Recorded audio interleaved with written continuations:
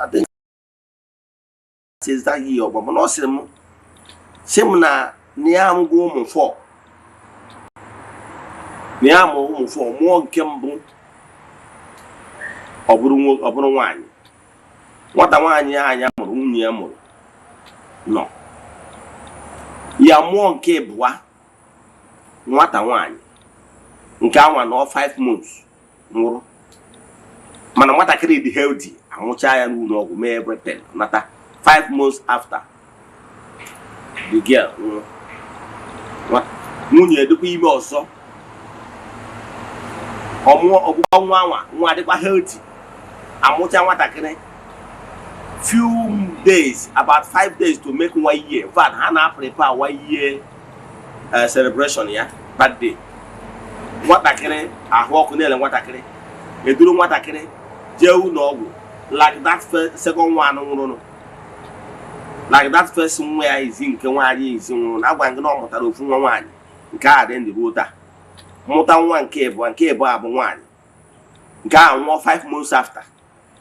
Nwunye dị ime ọzọ mụọ nwa ọzọ bụrụ nwa nwoke. Nke nwoke a nwụọ 5 days to make 1 year. Ọnwụrụ. Nwunye dịkwa ime ọzọ mụkwa nwa nwoke again. Nwa nwoke nke a ngwa 11 months plus. That is before 1 year. Ngwa. Ya ihe ọ pụtara bụ na this guy mụtara 4 children so far. Mana 3 is no more. 3 is no more. Then and the 3 this 3 are now under 1 year. I understand the pain this young man passed through. Because the same name marriage and a shake on a break. Am I going to hear the two? My accusation then here, the term baron of Bonagari where the thing is coming from. Emanobono again where he can see no joom ya what idea. So allegations and so many things, or was he confused, or is it from where everything? So the pain, imagine the pain this young man acquire metrumnopi. Then is no smoke without fire. Okay, man. Keruki igesi will justify na woke moromo a young man come marriage hard boro I do 20 years. Na more you know, man no lose go for.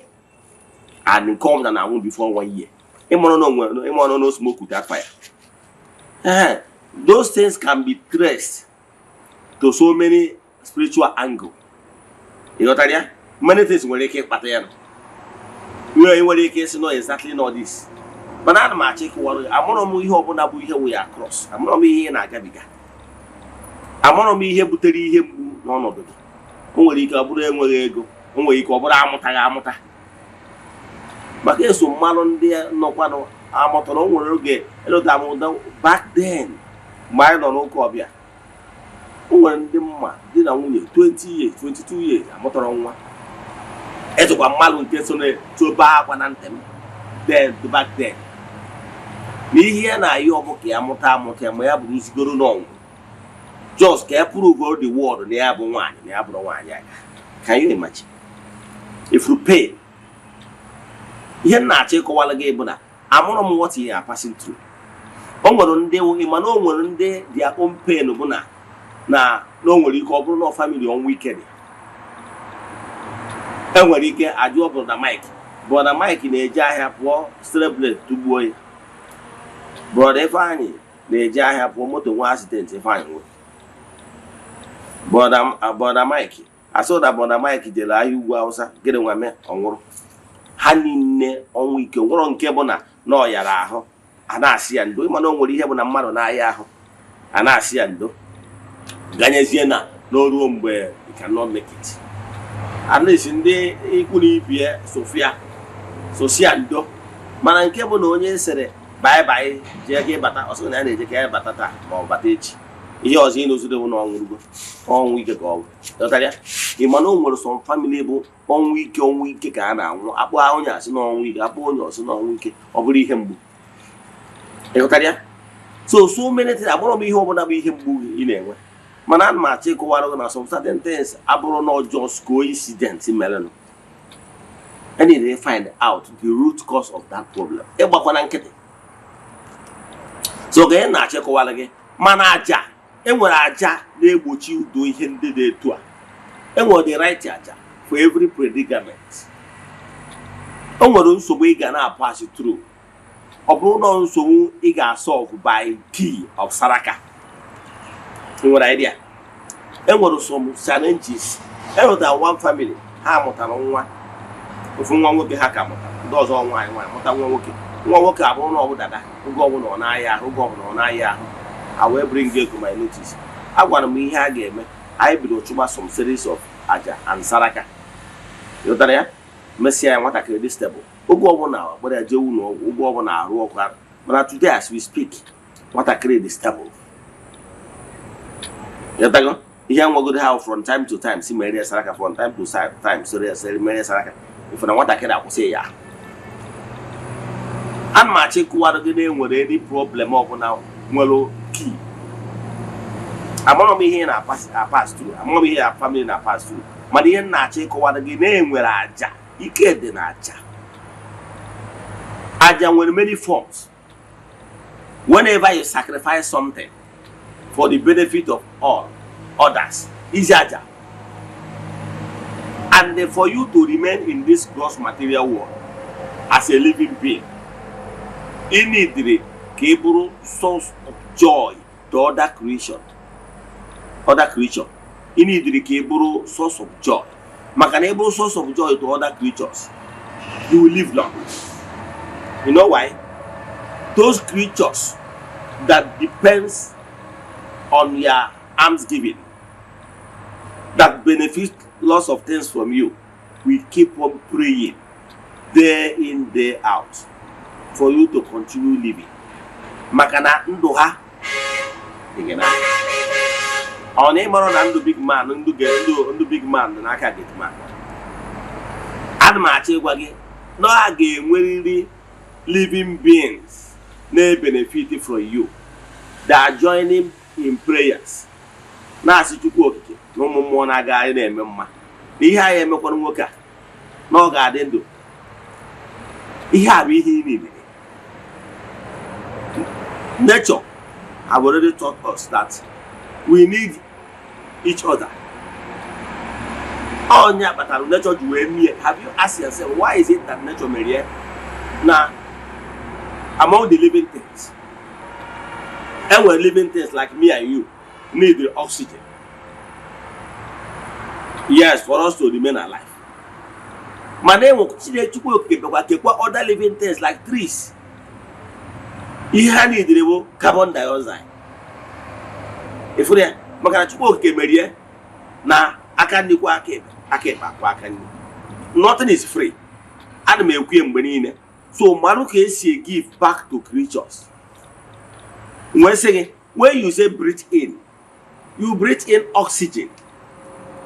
Then for you to continue living, you breathe out carbon dioxide. Then even the trees around you will take that carbon dioxide, and for them to continue living, they breathe out oxygen. Then you take. So for now we need each other. So stop living this world as if everything starts with you and ends with you. Learn how to give. Be a source of joy to other creatures. Muru kesi achuacha. Agwagi ihe aja na-eme. Agwagi ihe aja na-eme n'ime ndụ mmadụ. Ị ga-agba n'aka na agba n'ụkwụ. Ka mmakwara ga dịka etu si wee kwuo through Isaiah 38:1-5. Now that king Hezekiah na agwara ya dọọ ya anwụ. O wee wutie. E wee gwa ya mmehie na o deserve ọzọ ịdị ndụ. Maka ihe no step on toes. Hezekiah wee wutie. O wee gbuo igbere na abụ n'ala. Wee gbaa mkpe. Wee bido restitution. Bido ịchụ aja mgbaghara mmehie. Nọrọ n'obi tiwara etiwa na obi gwepịara egwepịa. Na-ayọ mgbaghara mekọpa. Ayọ mgbaghara ka ọ yọgidoro. Na-achụ aja. Na-atụ onwe ya afụfụ. Na-edina ya onwe some pressure. Eme ihe bụ na a king of that magnitude litru n'oche ezi ya wee bido gbawa mkpe taba onwe ya afụ staff onwe ya deny onwe all the pleasures dey with the throne. Etu o so humble onwe ya wee lụta deny onwe the royalty dey with the kingship wee decide ya ka ọ bụrụ ya na ụmụ ogbenye humble onwe ya wee lụta na ọ ga-achụ ụmụ kirikiri aja wee sị na ihe o mere this singular act metụ Chineke n'obi. O wee zikwazi Aịzaya si ajekwa jee gwazie Hezekaya na akwụkwọ na-ebe emetụgo ya bụ Chineke n'obi na mkpa ọ na-agba na aja ọ na-achụ aja mgbaghara mmehie na o metụgo ya onye bụ Chineke n'obi. Si jekwazie gwa ya na-enyekwa ya extra 15 years.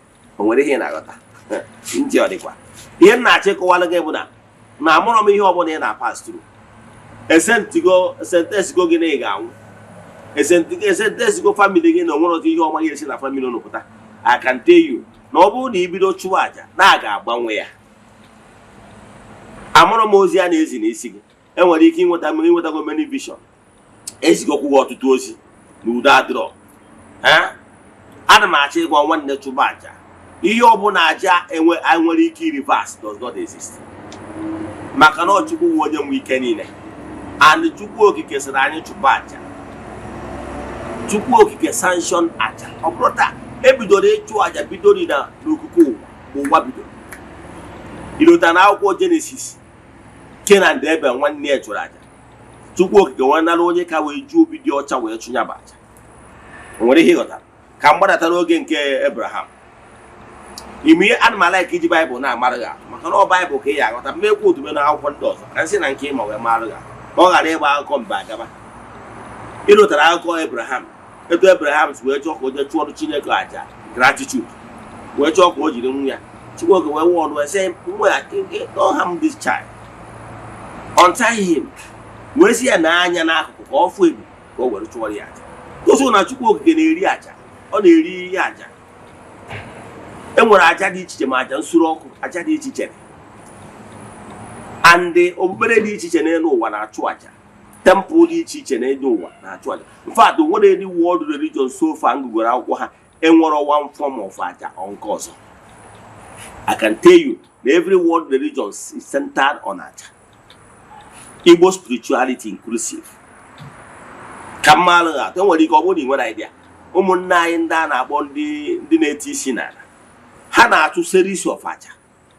Ị nwere ike ịda anụ maka na-enwelụ aja dị iche iche ha na-achụ mgbe ha ga-enwecha festivals ọkụ. Ị nwere idea enwere ike asị na ha na-celebrate sala nke asaa na ekut onye na-eti isi n'ala ga na-achụta ele a na-akpọ Zaka. Ị nwere ike nwere idea Zaka simple means na ị ga-agbarịrị mbọ every given day, a day ọbụla you put to smile on a less privileged person. Nwere ihe ịghọta? Yes. Ni onye ka mma na ị ga-agbarịrị mbọ you put to smile on them. Etu a ka ọdịnala Igbo si emie mgbe buru gboo mgbe ezi dị n'ụkwụ ụkwa elụtara m eso m nọrọ soro my grandmother. That time wa na-eri nri ebe a na-anọ na-eri nri mgbe ezi dị n'ụkwụ ụkwa n'ilo ka a na-anọ n'imu na-eri nri. Ọ na-akụ ha n'oge ọgọzi anakpụta ụla ebe 5, 6, 7 gbaa ka eji eri nri abalị mgbe ezi dị n'ụkwụ ụkwa ka nna agwa maka na ụmụazị kịta a na-eto ndị na-agwa ha nwee keche na akụkọ Mike akụkọ mba agaba. Ọ mere eme n'ala Igbo aka nna agwa gị na-eso mfe ya mgbe a na-agwa gị apụta etu egbupụta nri n'oge uruchi oge a mgbede chi na-eme ọ bụ onye egbupụta nri mgbe anwa ịfụ na okenye my grandmother that time ya abụọ na rice onye aka kru rice okwu rice ọwụpụ ihe o ji wụpụ ya ihe o ji wụpụ ya bụ na ma na o nwere other things Chukwu okike kere eke. Ha enwere ubi ha enwere ọba mana Chukwu kere ha kechaa ya sị na ihe niile o kere n'ụwa ha ịma na problem ka nkọwara nwantịrị mara problem mmadụ na-enwe na mmadụ che nọọsụ ya na-eto Chukwu. I can tell you my brother my sister ihe ọbụla Chukwu okike kere eke na-eto Chukwu mana o nwere ike bụ ụtọ na ịdị anụ dị language ịmụrụ na best of the air na-eto Chukwu. Ị nwere idea? Mgbe ahụ ị nwere ike ịfụ the best ha nọ n'isi windo gị na-asị nke a na-ekwe ọtụ, nke a na-ekwe treble, ha na-enwere aṅụrị. Ị ma ọ na ha na-eto Chukwu. Even the trees mgbe ị ga-afụ ụgbọ etu a ha na-ebugharị ikuku, ha na-eto Chukwu. Ị nwere idea? Mana ị ghọtara how things work. Even those animals, those lizards, birds, your chicks in your compound, ha na-eto Chukwu. Ị nwere ike che na ha mara, ha ma, they understand. And onye na-enye ha ka ha na-enye. Remember, those ants, lizards, birds, ọkụkọ, name them. Okay, mana ha ada their compound. Okay, mana ha ada ejeri nkụ. Okay, mana ha ada ekuterie mmiri. Ihe a bụ act of love. Norma, and Chukwu okike mgbe Chukwu okike kechara mmadụ na Genesis 2. O nyere mmadụ mandate to become caretaker, to oversee the entire creation. To further creation. So man was given mandate to oversee and to put everything in order. When was the last time you were nye ụmụ anụmanụ ma ọ bụ ihe ọzọ Chukwu kere eke ma ọ even azụ bi na mmiri?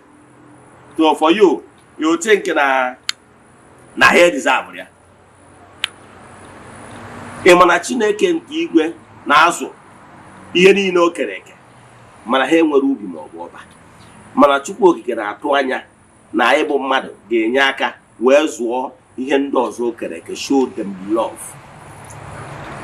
Love abụrụ sọ mgbe i were nye mmadụ ibe gị gaa ụbọchị bịa birthday gift, inye birthday gift maka na ịmagoro ụbọchị nke ọ bịanye gị. Ihe abụrụ onye ka a na-ekwu maka ya. Ihe ahụ personal relation ka ị na-ebi udoro onwe gị. Ihe bụ love when you give to less privilege. Ihe onye anyị akwụ ụgwọ. Example, mụ nwa Eze-Ana amarago na ọnwa ọbụla na mmeje na mmiri je chụọrọ ndị mmiri anya nye gị ihe ọ na-eri mee saraka. Am I expecting them to come and sweep my compound tomorrow? No. But I'm doing it out of love, selflessly. Maka na mma na ụmụ anụmanụ abi na mmiri na ha enwere ubi ma ọ bụ ọba mana ha bụ God's creature. On a very good day, gịnị ka ha na-eri?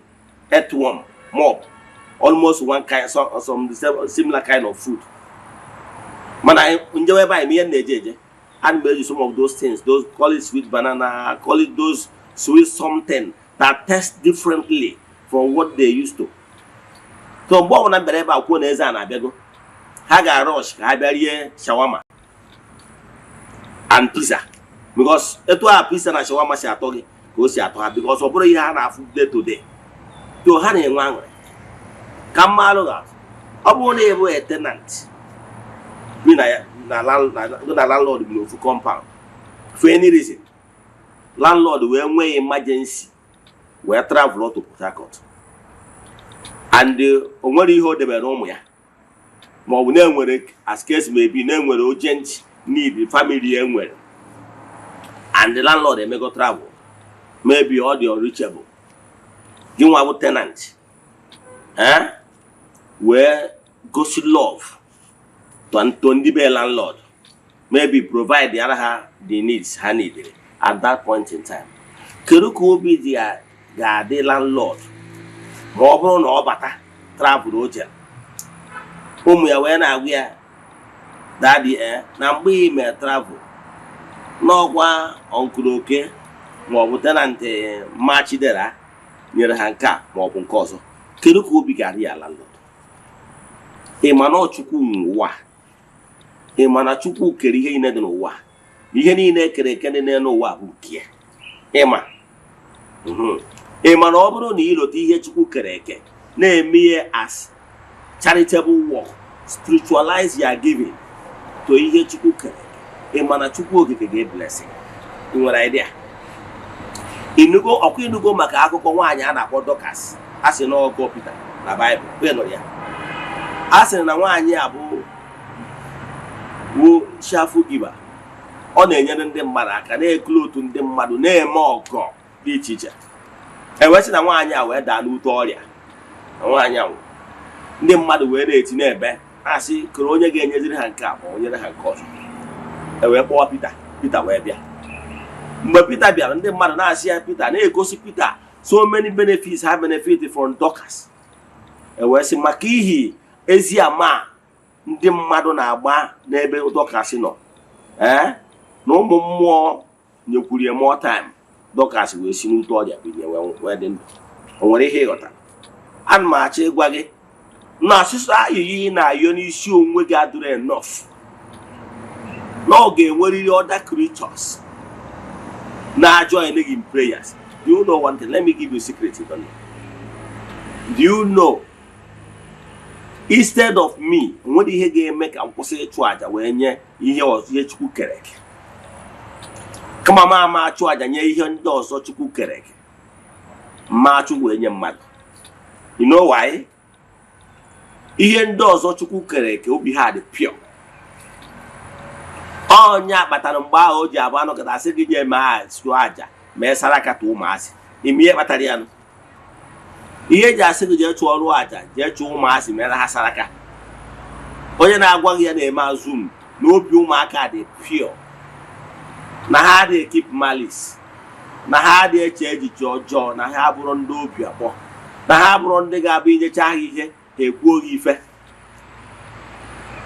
ịghọtara ya mana inye mmadụ nwere ike richa ihe gị pụọ kọtọ gị mmadụ nwere ike richa ihe gị pụọ sị na ọ dị ka ị na-anarị ya akara aka ị na-ajụzi wuchi akara aka ị na-ajụ ya akara aka onye baro oke ọ bụrụ na akara aka ya wọtụ sọntị nwaanyị na ojiri akara aka eme anything ịfụna ihe kpatara na ọtụtụ ndị mmadụ adịghị ekwuzi maka inwe ike nyecha mmadụ ihe no thank you no very much ihe ọ ga-eji wee kwụwa ụgwọ owuwu nkọtọ okwu ọjọọ nwere ike ọ bụrụ na ịnụ mgbe ụfọdụ etu a ọ na-agbara ya obi therefore you decide not to give again onye a werezie akara aka ya jee lụọ wonders. So all the world we are living in ka m na-akọwala gị so mana ihe na-achọ ịkọwa bụ na mana ọ bụrụ ụmụ anụmanụ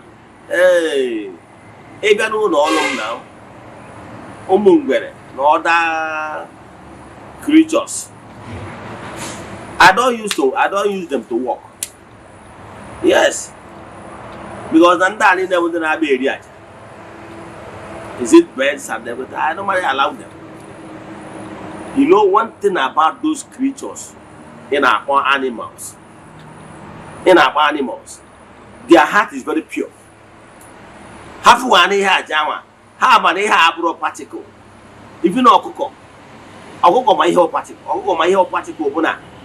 Ihe ọ na-awọpụta n'ụtụtụ ọtụ ọbọbọbọbọ ọtụkwakpọ ọbọbọbọ na-atụ ụmụ ants ihe a bụ level ya ọ tara afọ bifo nweta those things so ọ bụrụ na iche na ha amara ihe gee ntị ka ịnụ akụkọ mma akọrọ gị when I was small see in primary school then ọ na-agba oge holidays my father na-adịghị send ba m to with my grandmother mana ọ nwere ihe notice ọ na-eme amaghịzi m exactly na ọ dawa mana mma gbaa ka ndị very small mana ama mgbe ahụ na my grandmother nwesịrị ụmụ ihe enunu a o nwesịrị m ewu ma ọkụkọ so ọ na-awapụta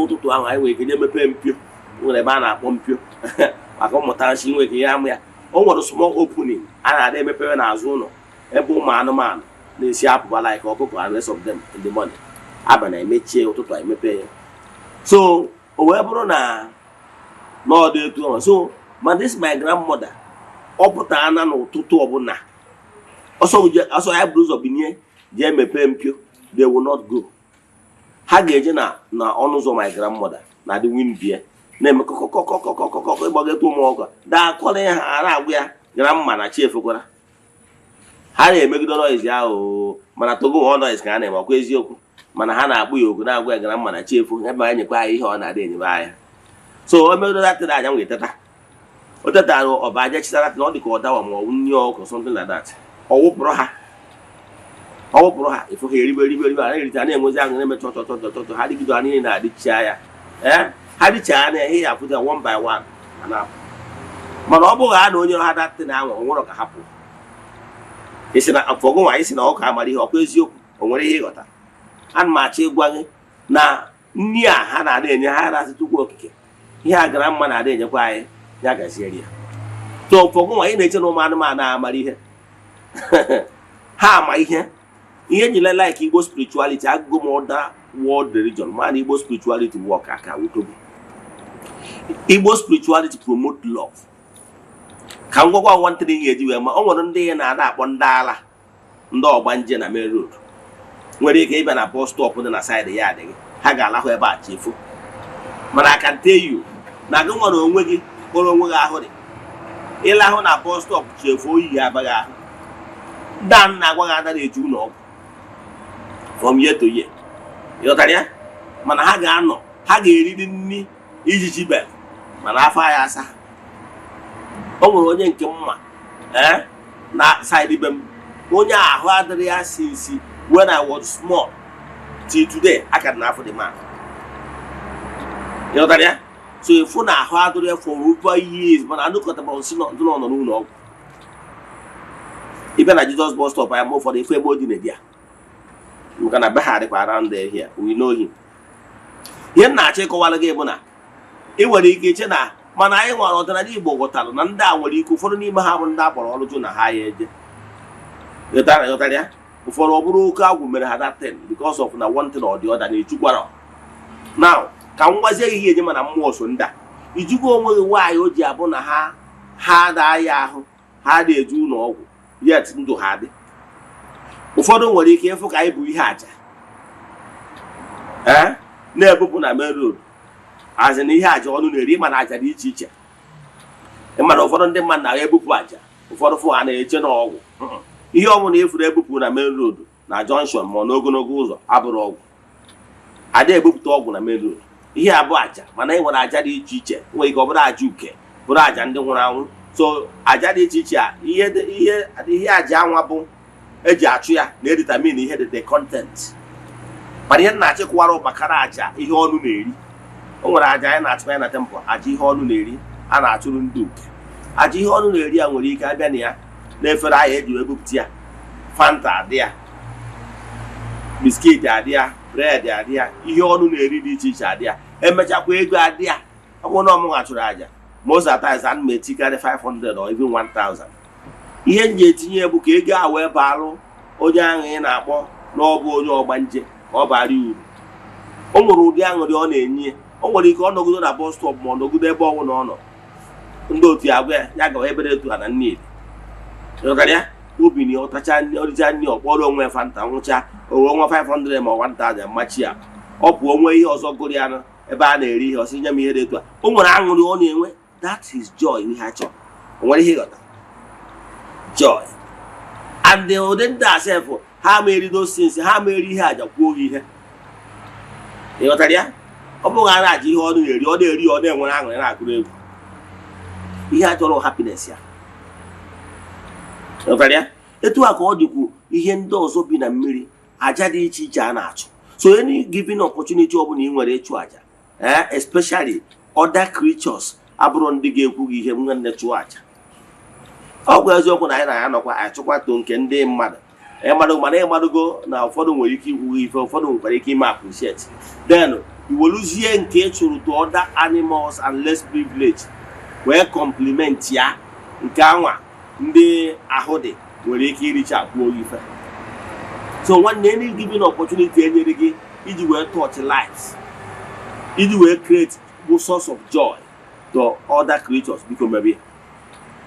A man here in from pillar to post, from one ministry to another, from one pastor or seer to another, can actually be solved by mere aja. Emma.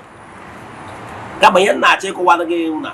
Obura aja, onwere aja obuna, enwere aja ihe mme.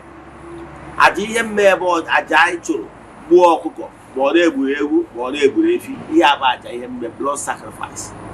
Mana enwere ọdọ aja, enwere aja ya na-akpọ aja ihe ọnụ na-eri. That is ụdị anyị na-eji eje na mmiri. Yes, a na-eji eje akpa ile ọma. Ihe aba aja ihe ọnụ na-eri. Mme ya dọrọ ya. Nwee aja ọgbọnuke. Ụfọdụ anyị na-akwapụ n'ile ọ bụrụ aja ihe ọnụ na-eri. So o dipendere mmụọ achọrọ isetụ na ihe ha demand. So ihe na-achịkwa nwanne na-achụ varieties of aja. Mgbe ụfọdụ chi gị na mmụọ so gị ife ha chọrọ n'aka gị abụrọdụ aja ihe mme. Ife ha chọrọ n'aka gị bụ to give to less privilege. ife ha chọrọ n'aka gị bụ data onye ahụ ị nụrụ na ọ nọ n'ute ọrịa ma ọ bụ na ọ na-akwado ka o jee foreign treatment, medical treatment, kedu ihe contribute. O nwere ike ọ bụrụ na ụdị inyere onye nọ n'ute ọrịa aka bụ aja ọ ga-abụ ịchụọ ka e wee bukapụrụ gị nwa ịnọ n'ute ọrịa ma ọ bụ ezinụlọ gị nọ n'ute ọrịa. Ị nwere ihe ịghọta? O nwere aja ị ga-abụ ịchụọ, ọ bụrụ aja ihe ọnụ na-eri ka e wee nye gị na ezinụlọ gị ihe ọnụ na-eri. So any point in time you want opportunity to touch lives, try and do it. It's true. No one will take you for granted. No one will recharge and put all the shop. Even my humble self. Yes, someone will keep that. Everybody will not like you. Let me mark my words. No, everybody will not like you. Even myself.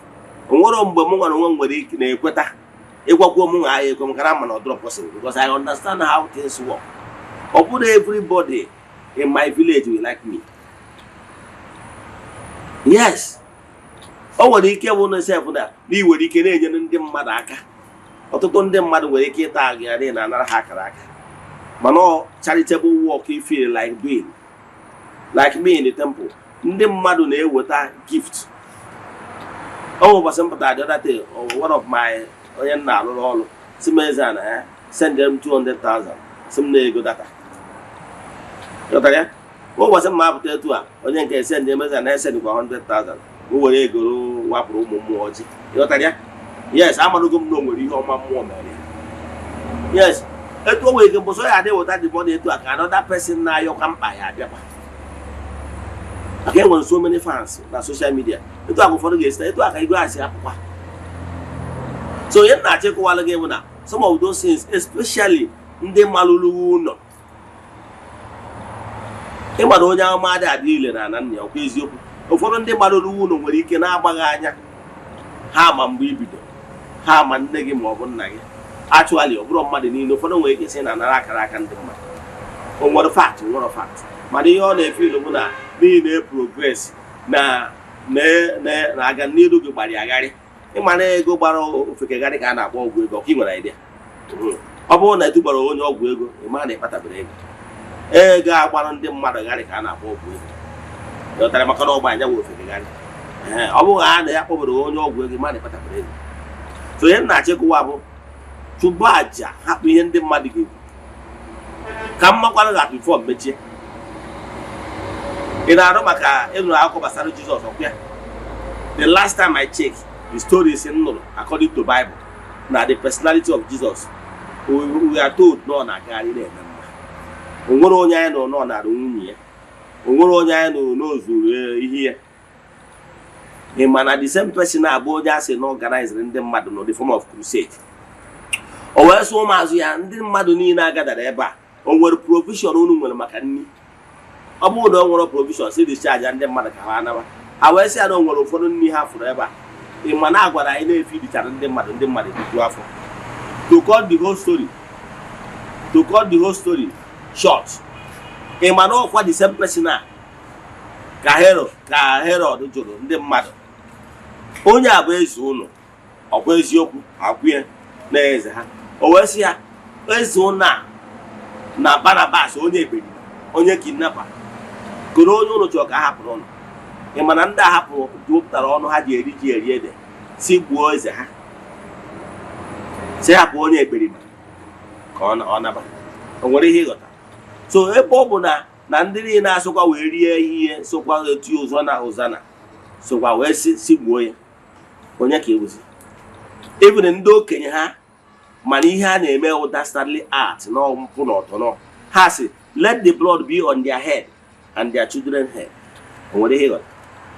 So then I check while again, Bona. No, what he can make a man in there like young or opposite. A man he been at this world, as long as he are living in this world. And what so many things he can work and them mother the envious of you. Oh, what you go run dog bogging. Ibu goes on, no, Ibu goes on, what time we goes on, you're not carrying. They can be envious of you. How would they case them? What I can want to be and go away, it's not an idea of you. That is life. Mana enjoying na he with evidence. Yes, of Rogoshi. before mechie ihe na-achịkwa ụlọ omume niile nọ n'ụwa na-achụ aja. I remember that those days mgbe m nọ n'ụka ọbịa ndị Roma, ụka ndị Roma, Catholic Church. The center of their activities is ịchụ aja. Fada bịa ọsị na tata bụ ajamas. Ajamas anyị na-achụ n'ụbọchị tata bụ maka ihe dị etu aja. Ha kwenyere n'ịchụ aja. The center of their activities is ịchụ aja. Awụrụgo m ụmụnne anyị dị na-akpụ isi na wee makwara gị. Ana m achọ ịgwakwa unu etu a ka other world religion and sects si wee enwe ike na-achụ aja. Ụfọdụ na-akpọ festival, ụfọdụ na-akpọ feast, ụfọdụ na-akpọ love feast. Ihe ọsọ gị kpọọ ya aja ka ọ bụ. Dọtara ya? Like na temple, anyị nwere mmemme anyị ji achụ aja. 14th of September, a ga-achụkwa aja. Festival, ihe ji na nchegbu. Ọkwa mgbe aka Eze-Ana ji eri ji. Then, ọgba ukwu again, nke anyị na-achụ a na-akpọ love feast, ka anyị na-eme na December 1. Dọtago? So, Uti Badijeli, the friends of the temple. Ọkwa mgbe aka na-awụkọ my birthday, December 1, every year. So, anyị na-achịkwa anọghị bụ na every temple, every altar nwere mgbe eji eme feast of ịchụ aja dị iche iche. So every given opportunity nwetara ịchụ aja, nwanne chụba aja. Ka anyị chịkọ. Gịnị ka m na-achịkọwara? Ihe m na-achịkọwara gị bụ na na-enwere so many gains a na-enweta n'ịchụ aja. A na-eji aja mgbe na-enwere aja ogologo ụzọ gị nwe onye na-agbakarị n'ilo na ịnọ ọnụ ịchụpụ aja. Ihe niile anyị na-eme bụ personal relation ka ị na-ebido with ụmụ mmụọ. O nwere mgbe ọ ga-erejie na o nwere ihe na-achọ ime n'okporo ụzọ, mmụọ asị mba na onye abụ onye nke anyị n'ife anyị emere ya. Ịghọtara ya? Maka na ị na-achụpụrụ ụmụ mmụọ aja.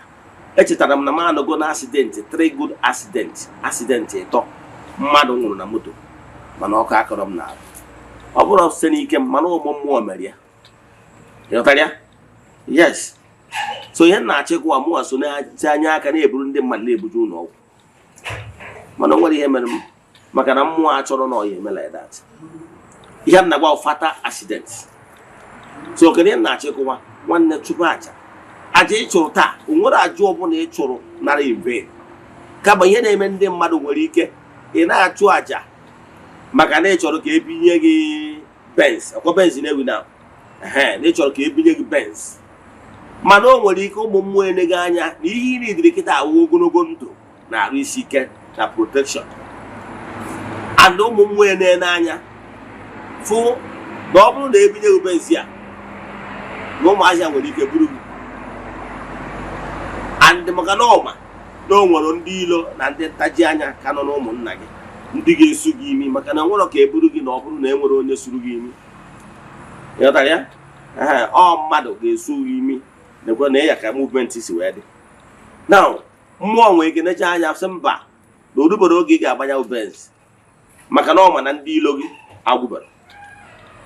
Mmụọ nwere ike decide ka onye nwe ogologo ndụ na ị ga-anọ ogologo ndụ onye ilo gị ahụ nwụọ before ị gbanya Benz. Ma to you that doesn't understand how things work, ị nwere ike filuo na aja ịchụrụ na mmụọ azarịa ma ọ nọ na n'iyi. Ọga, my brother, my sister, nwere aja ọbụla ịchụrụ gaa na gba aja nara n'iyi eji egbe oru nke ma ọ bụ oru nke ọzọ.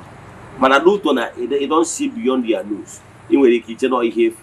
Nwere aja ọbụla ịchụrụ, ichukwara chi gị, ichukwara ndị ichie, ichukwara na be nna gị, imere saraka, ịchụrụ aja favor bụ ihe efu. Kama na o nwere ike dịka mmadụ ịbụ onye arịa afụ beyond his nose.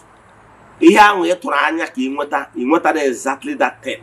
Maka na mmụọ ji aka emere gị nke ka mma, ị na-complain. Ka nkwụsị ebe a. Ọ bụrụ na ị nwere ajụjụ na nkụzi anyị kụzi gbasara benefits of sacrifice, uru ọ bara ịchụ aja, send ya message na WhatsApp 0805 78 37672. I repeat 0805 78 37672 ma ọkwa 0813 82 43 871. I repeat 0813 82 43 871. Ka ọ dịkwa echi niile n'oge awa nke eziokwu. A sị na ọmaka ga-emere ụnụ niile ndị sonyere anyị na social media platform anyị. A sị m onye chụwa ụnụ ya daa. Onye isi ụnụ na-awa aja ya were nke chụọ. Onye fụrụ ụnụ cheta nwa ya nwụrụ anwụ sị gị ihe mere nwa ya nwụrụ anwụ mee ụnụ. asị m na onye ahụ nwa ya ọzọ ya anwụ n'aha Chukwu okike nke pụrụ ime ihe niile, onye ike niile si n'aka ya bịa. Ya gazie ka ọ dị na echi niile n'oge awa nke eziokwu. Asị m na ọ bụrụ na ọnwụ egburu ji eji wee chụ aja na-emecha ya na ọya ekwu ome. Udo dịrị unu.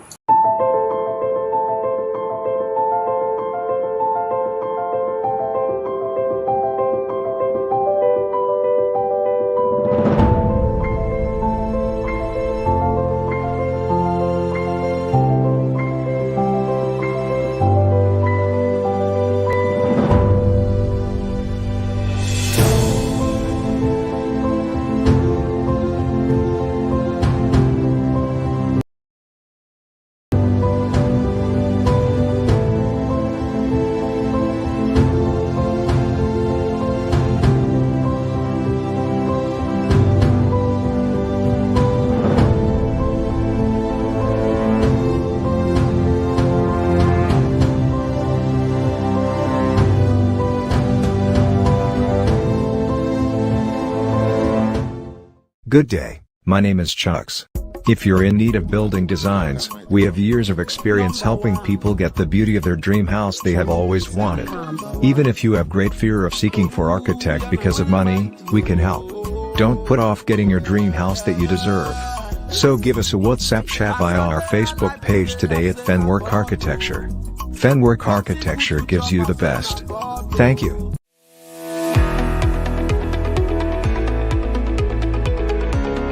Morning. Okay, my name is Machuku Francis Chukwuemeke. I'm from Anambra State, Nigo, precisely.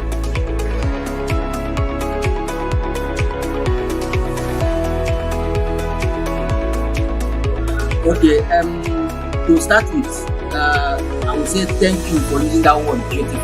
Those work we saw in Eziokwu TV, I'm the architect that designed them.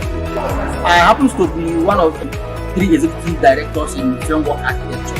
Framework Architecture is a multidisciplinary integrated company that offers specialized and expert contracts and consultancy in area of architecture, civil engineering, project planning, interior designing. Okay, Framework Architecture was founded and began operating in 2010. The company is led by management team of 3 executive directors, and have assembled a group of experienced and professional technicians in both traditional and high technology.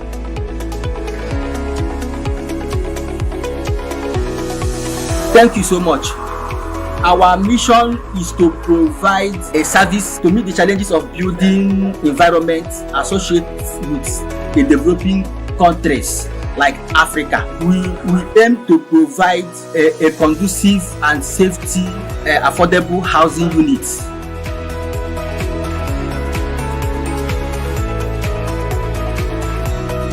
Okay, to reach us is so easy. We are everywhere here in Nigeria. Why I say that we are everywhere is that we go outside jobs. I mean, any place you call us, we are ready to be there and achieve your requirements. So for our contact number, you can reach us on our WhatsApp number 070-6465-2451. I repeat, 070-6465-2451. Or you can also contact us through our email address, frameworkarchitecture@gmail.com.